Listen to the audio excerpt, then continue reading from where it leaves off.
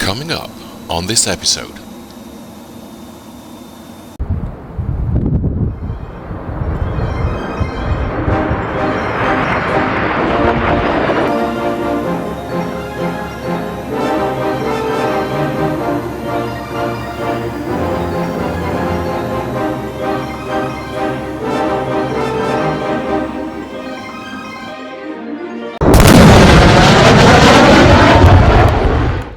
Hello again, Wingmen. This is TallyMouse.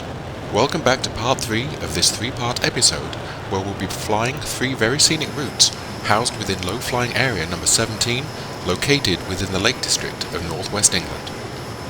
If you don't know what I'm talking about, please be sure to click the link in the description below to return to part 1, so you can get in the know before watching part 2, and then this final part of the episode. You'll know from part 1 that we departed runway 01 at RAF Valley and headed northeast for 67 miles until we reached our start point of EGU Wharton.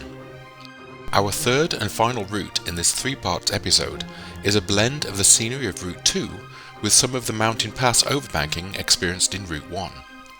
As you already know the route from EGU Wharton to Windermere from part 2, we'll pick up as we enter the southern part of Windermere. We'll follow Windermere northwards to the islands located in the lake adjacent to Bowness. We'll then follow Troutbeck up the valley and to the right of Troutbeck Tongue, and then over the high mountain saddle to the left of Northwaite Crag before dropping down the valley to the village of Hardsop, and then Glenridding at the southern tip of Ullswater. Ullswater is popular with aviation videographers such as DPR Images, links to their channel in the description below. We'll then follow Ullswater to Pooley Bridge at the northern end of the lake and climb out with the town of Penrith on our nose, and then head back to Valley for a nice slice of parkin and a glass of milk. So let's get to it, shall we?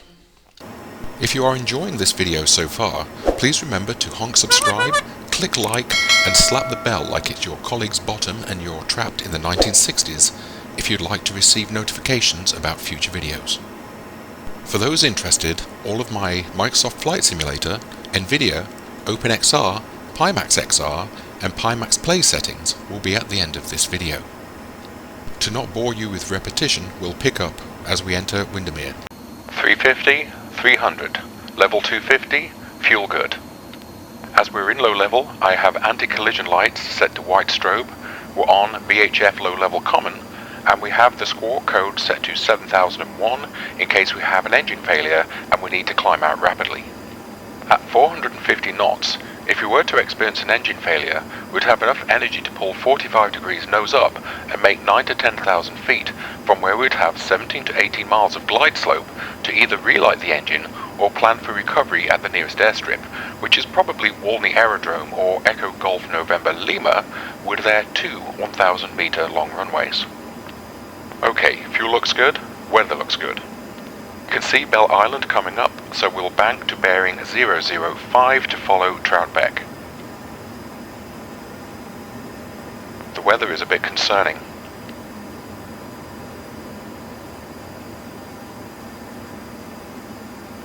We will not follow the obvious road route to the left of the valley due to the weather and the wind turbines that have been placed in the pass.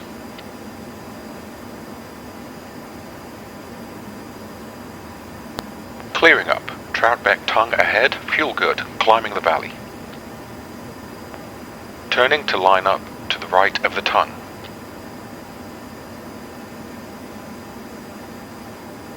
That's the tongue to our left, Thornthwaite Saddle ahead.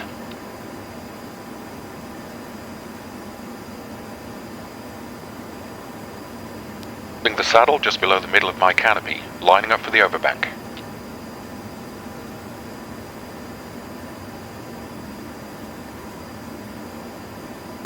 Banking now, back on the throttle.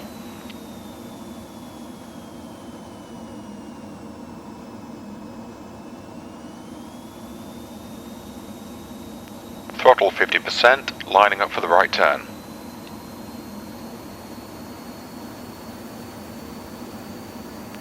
Glenridding on the nose, fuel good, weather good.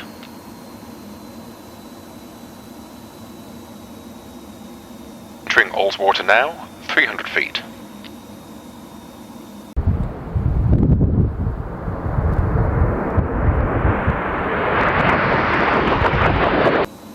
250.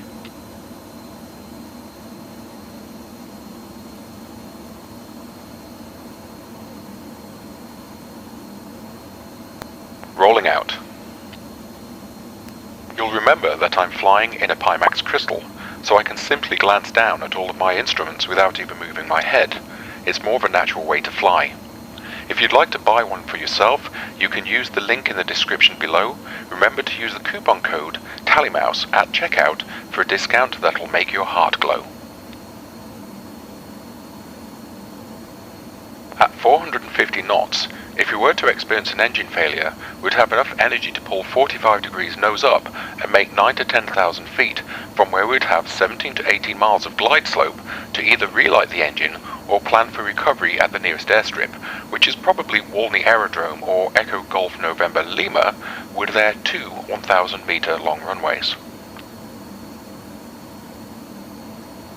Pulley bridge to the right, preparing for climb out. Fuel good, weather good, valley clear, looking good for the pull-out. Starting our climb-out procedure, undoing everything we did during the descent to low level. Switching our external lights back to normal navigation, talking to air traffic, and switching away from VHF low level, and reassigning our squawk away from 7001. Didn't include the obvious M6 pass route, as it's a lot of work for basically 8 seconds of fun. I hope you enjoyed flying this third and final route with me in LFA 17. As promised, my NVIDIA, Pimax Play, OpenXR, Pimax XR, and Microsoft Flight Simulator settings are coming up for your viewing pleasure. Until next time, wingmen.